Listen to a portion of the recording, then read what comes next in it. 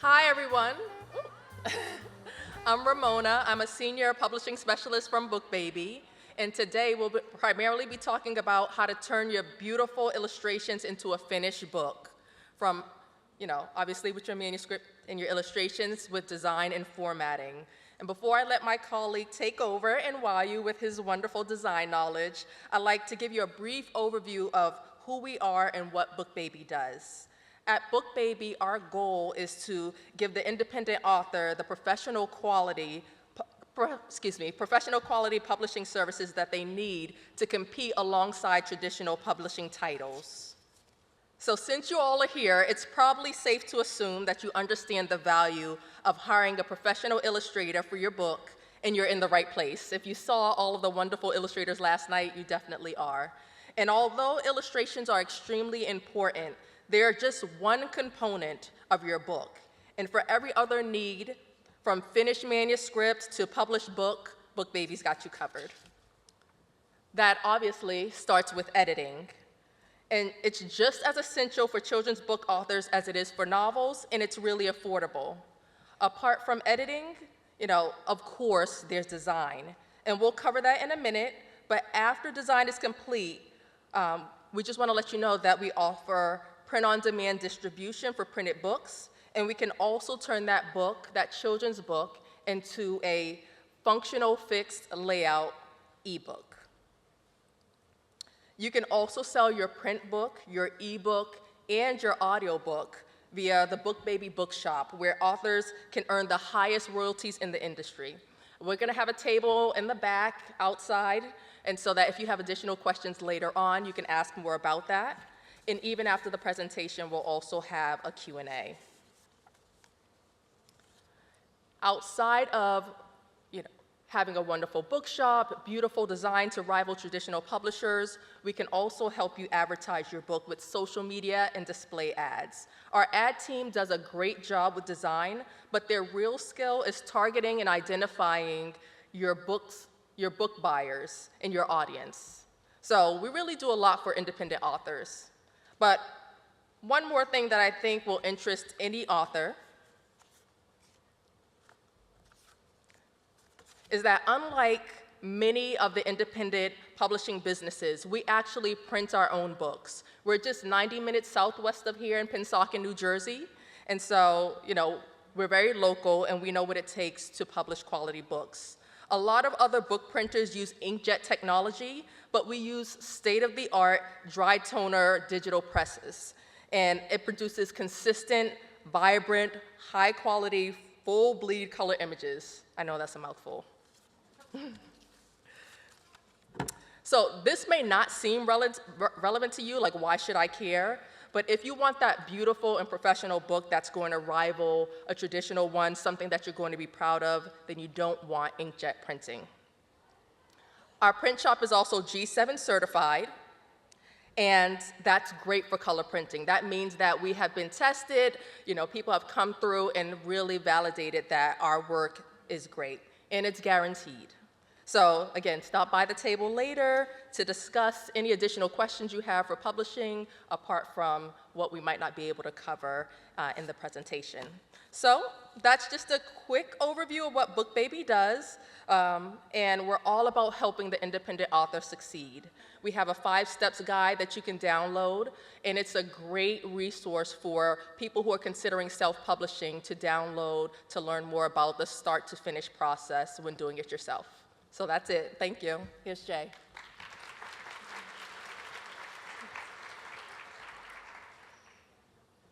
Hello, good afternoon. My name is Jay Weyler.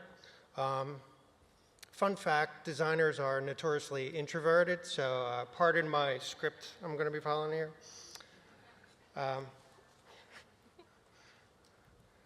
Today I would like to start at the end. Picture this in your head, if you will. Your self-published children's book in your hands, fresh out of the box. You can feel it in your hands, turning the pages. Everything you imagine.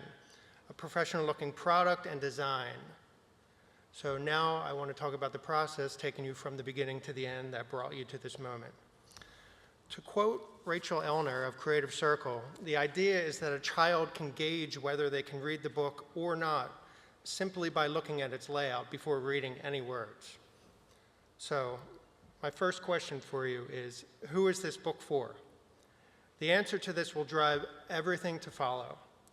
I personally recommend you research and know your audience. Graphic designers, we're not just playing around with images and text, we're also problem solvers, so we do a lot of research on our books. So go and visit bookstores, go online and research books within your target age group and understand what appeals to them. A child will know right away if your book is going to be challenging or comforting to them. Draw them in with the illustrations and then keep their attention with your story. So design layout. The overall layout implies the reading level. Understand that quantity of text, your type size, white space, and illustrations visually communicate the intended audience. These are things I want you to consider. Your images and illustration style, color, typeface, and quantity of text. Ideally, you want to decide your trim size and page count before you meet with an illustrator. I'll talk more about why in the illustration section. But for now, let's take a look at some of the most common book sizes and interior layouts. This right here, 9x7 landscape, 8.5 by 11 US letter, and 8.5-inch square. This one right here is what I personally see the most often, and landscape being a close second. All right, now I'm going to show you the most traditional layouts. You have your image on one side, text on the facing page, your inset image with text. The images are just placed within the flow of the body copy. And then your full bleed images and the text overlaying them. Whatever layout style you decide, please make sure you repeat it throughout the book. Repetition of layout brings order and is easier to read, and young readers will give up if they have to constantly search the page for the information.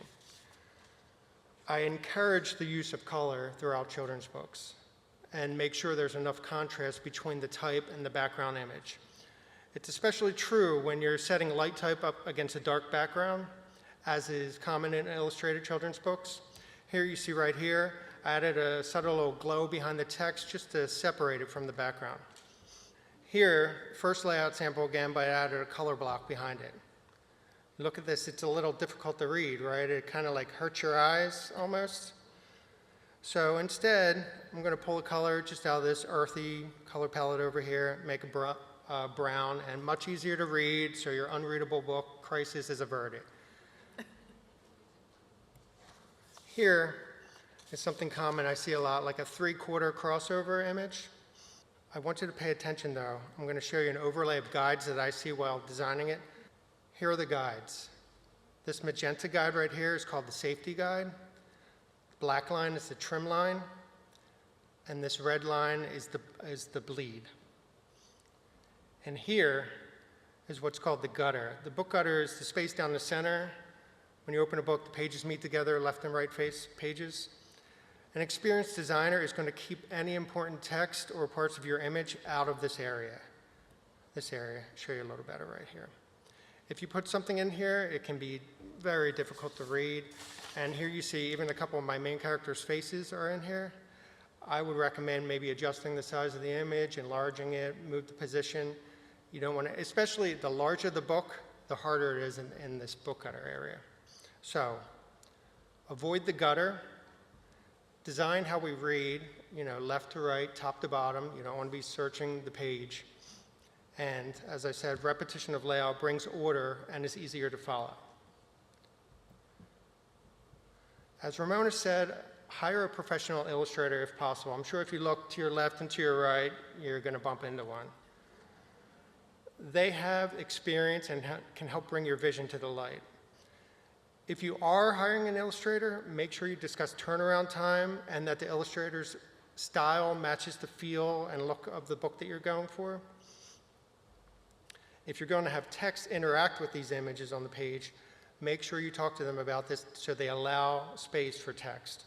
Here, you'll see this illustrator of this panel creatively designed it so the text could be dropped right in this white space over here. I encourage you to use bright colors for younger children, like I said, and then you can get more abstract or detailed art for intermediate readers or tweens. So young readers right here, more tween readers, intermediate readers. Here's a little pro tip, and this is, I'll tell you a little story in a second, but I encourage you, custom illustrations can be pricey, I'll say that up front. Reuse interior images on your front and back cover or on the title page if possible, and that will save you some money. Now, I talked to an illustrator about this. Make sure it's in your contract that you can alter or manipulate the image. I know some of them take a lot of pride in their work, and then you just go and cut something out or change it up. Like here you'll see, I was able to take this little rabbit over here, mask him out, and paint in a little drop shadow at the bottom, and now it's an entirely new image I could put on the title page. Next, as I mentioned a little earlier, consider the layout and how you want to present your text and images, because you may need to awkwardly crop images if you don't do this. I'm going to go through a little demo that I recorded earlier from InDesign. Now, I don't know how many of you have seen Ferris Bueller when he pre-records his doorbell thing. I'm going to have to kind of do that, so I'm going to really follow the script now. All right, here I have an illustration that works perfectly for a square book. Really, this could go in any book. As you notice, the feathered edge, and there's no hard lines.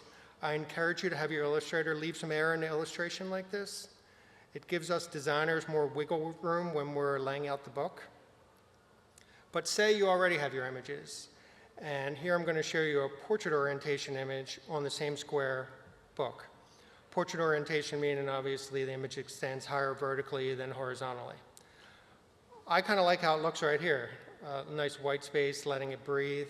But a common correction I get, since these people and authors and illustrators, you paid for the images, you want to fill the page often.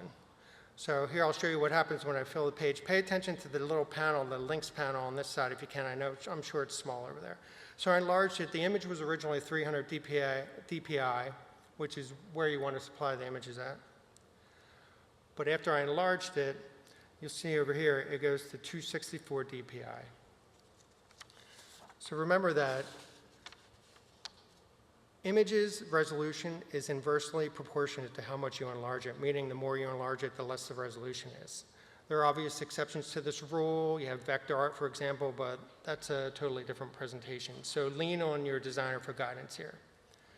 So like I said, this was originally supplied at 300 DPI. I enlarged it to go to the lead. It's now at 264 DPI, perfectly fine. 250 to 300, you're good to go. But just say they come back to me and they like to change, but a lot of the next requests will be, I don't want to see any white space at all, so can you please fill it up?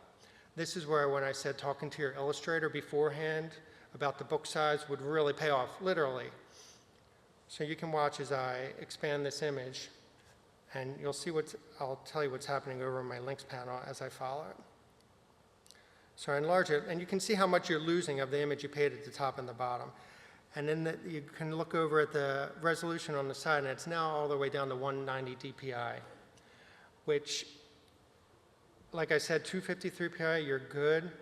But once you get down to there, you're going to start to see artifacts of compression when you print it, like that blockiness, and you want to avoid that. It's going to look very amateurish and not professional at all. Now, let me see, as it'll zoom back out, I want to talk a little more about the printer jargon, technical printer jargon. As I said, the magenta line is the safety. You keep all important elements within there. The black is the trim line, and the red is the bleed. What's bleed? If you don't want to butt your images to the trim line. You want them to go an 1/8 inch over. What this does is when it cuts, it will shift when it's being cut. The paper will shift. And if you have your image butted right to the trim line, when it shifts, you might get what's called flashing.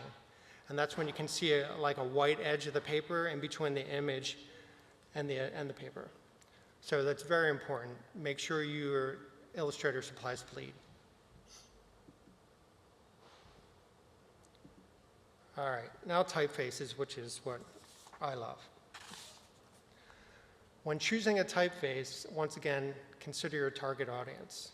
Some classifications of typefaces are as follow. You have your serif typefaces designed with these little slight projections hanging off to finish off the strokes. Sans serif, these were designed to be more legible than their earlier counterparts and generally have a much plainer design. You have your script typeface. This is kind of a formal script typeface. They range from casual to formal, but these are based on handwriting strokes. And then, your display typeface. These wide range of appearance from both practical to novelty and are usually used for headlines and titles. So now let's look at the previous layout I showed you with these different typefaces. Serif typeface, here you go, the vintage golden book look. Sans serif, again, very clear, easy to read. Here's where you get in a little danger mode. Script. As I said, this is a very formal script. There's much more casual ones, but I would avoid these in children's books or use them very sparingly, if at all. And finally, display typefaces. As the name implied, these are for titles and headers, not body type. Remember, children's books, while telling your story, are designed to teach children to read. So where would I use display type? Well, display type offers a chance to embrace a playful approach with style, color, and layout, as they involve fewer words for the children to digest. Maintaining a lighthearted tone is essential in keeping a child's interest and encouraging them to continue to flip through your book. You could also use it as a chance to emphasize learned or important words, and certainly use them on the cover. Here, see, there's that rabbit that I clipped out earlier. Dropped them on my cover. In the end, though, I would tell you that there's no consensus on what type of font is easier to read for children. Designers and teachers actually tend to butt heads on this a little bit. Serif typefaces are used in most reading books, so one school of thought is that familiarizing children with printed typefaces is one of the purposes of teaching children to read. However, most teachers believe, down here you see the sans serif, believe that beginner books should look similar to how children first learn to write, but designers think like some of the letters are a little too similar. You know, you learn with the circle and the line, that's an A. Circle and a slightly longer line is a B, so designers think this is a little confusing, whereas serif would have more points to identify the letter on. One thing everyone agrees on, all designers, avoid overly busy typefaces. Remember, legibility is important. No David Carson children's books. I don't know if anyone's a fan of David Carson. I love him, but he should not design a children's book. According to Rubens Cantoni of EdTech, a very common misconception is that typography on children's products has to involve the use of quirky, funny, practically unreadable typefaces. This is wrong for several reasons. As Eileen Stryver of fonts.com says, when selecting a typeface for children's text, look for a warm, friendly design with simple, generous letter shapes. So I encourage you to pull out your old books, take a look inside, whether you go with serif or sans serif. Make sure the typeface has large X heights, which is the height of the letter, not necessarily the point size, and they're wide characters to keep the children reading. In conclusion, if you don't have any design experience, it's best to hire a book designer and illustrator. While we don't have in-house illustrators at BookBaby, we do have a team of amazing designers, including myself, ready to bring your book to life. So when you open your book up, you'll see a professional, attractive book staring back at you, well-designed, which will inspire a child to read it from cover to cover. If the design is amateurish and difficult to follow, even the greatest story is going to go unread. And there you go, Ramona. Thank you all. Thank you. Now we have about 10 minutes left for any Q&A, so if you have any questions for Jay or myself. Yep. Now with AI, I'm just wondering, what's going on with that in terms of what's your opinion about AI or That's interesting. Jay and I were just having this conversation casually before we started this presentation. This is only a personal opinion. There's not any research behind it, but I feel like it's taking away the creator's intellectual property because it's taking, art from different places and merging it. So I would say find an illustrator or an actual person and contract them to do your illustrations. Or at least wait like 15 years till I retire before you. I think post-COVID, educators are seeing that a lot more children have sensory challenges. And for me, what I've noticed is there's certain fonts that are a little more friendlier to children who are sensitive. Go ahead. I'll repeat it. She was saying that she works with children who has a lot of sensory issues, and so she was asking if there was a typeface to recommend for children who have that. She uses Verdana often, and she wanted to know if there were any others. When I researched that, it was mostly they used sans serif, so I would stick to something like that, the more basic letter shapes, and not get into the serif or display or anything. Real basic. You want to go there? Which Verdana is sans serif. Ladies and gentlemen, there are mics in the aisles. If you have a question, just grab a mic and ask your question so everybody can hear. Thank you.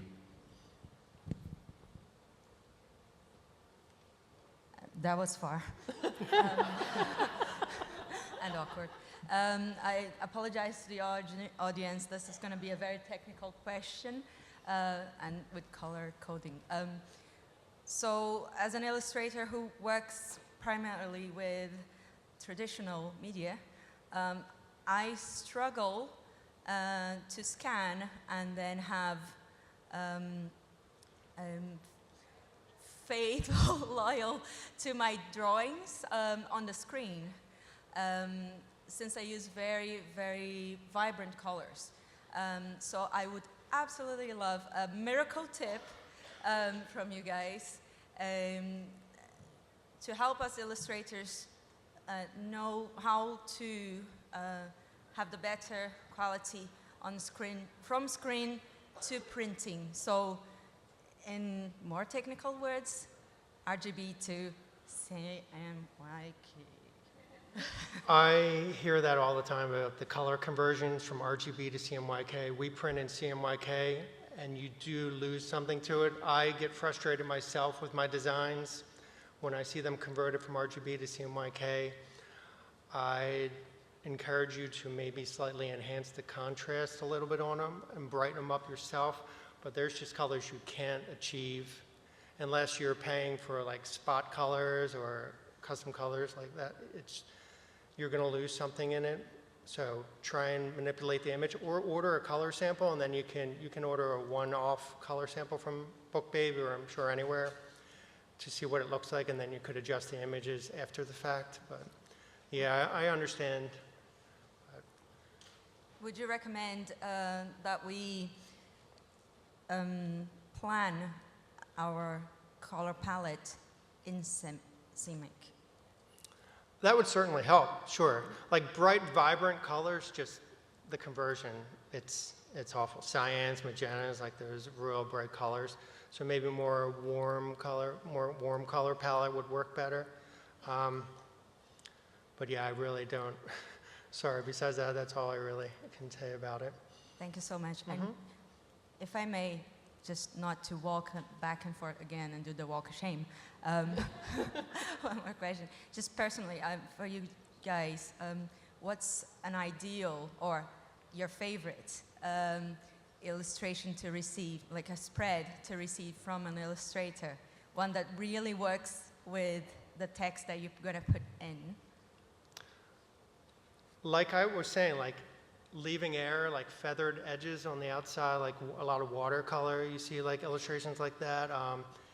Talk with the author where if they're going to overlay the text over the image, or if they're just going to do, like I said, the facing page will have the text, and then you don't really have to worry about that at all. But yeah, communication between you and the author is key there. Thank you. Hi, you had said something about using sans serif, and then you said something about it not being bold or being bold, or the spacing of the fonts. You said something of the letters, and then I missed it. And It doesn't necessarily matter whether it's bold or not. I'd stay away from real light typefaces. Okay, there you go. Yeah, a lot of fonts, you'll see it'll be like Garamond Light or something like that. Don't use that. That can also drop out when you're printing. Like a lot of printers will have a minimum stroke for their printing, and if you use it too light, it'll completely drop out. So I'd talk to your printer about that too. You're welcome. We might have time for maybe 1 or 2 more questions. Yep.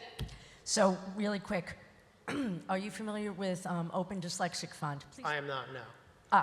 Look it up, because it is designed for people that have dyslexia, and it makes it easier. And anybody here who has dyslexia or writes for dyslexic people, it's something that you should really know about. And what was that called again? Open Dyslexic. Open Dyslexic. All right, thank you. I have over here, this microphone. Okay, sorry. Sorry. We didn't look that. I just had a really basic question. So I know you covered some design principles here, and then you suggested hiring a professional designer. Could you really quickly let us know what services are typically included when you hire a professional designer and what might not be included? Anything else that we need to worry about outside that box? Well, when it comes to BookBaby, when it comes to hiring a professional designer, when it comes to the formatting, they cover everything from the size of your projects, making sure that the illustrations fit. They'll choose a typeface. And what we usually ask our authors to do is to give some ideas of books that they find attractive, that they think are aesthetically pleasing, and then our designers can look at that typeface and that design and create something to model that. So I think that's the easiest way to really figure out something that already works for children in books. Cover design and interior design are 2 separate things, but the designer can do both if you choose to do that. Well, that's all the time we have, but it was nice talking to you. Thank you for it.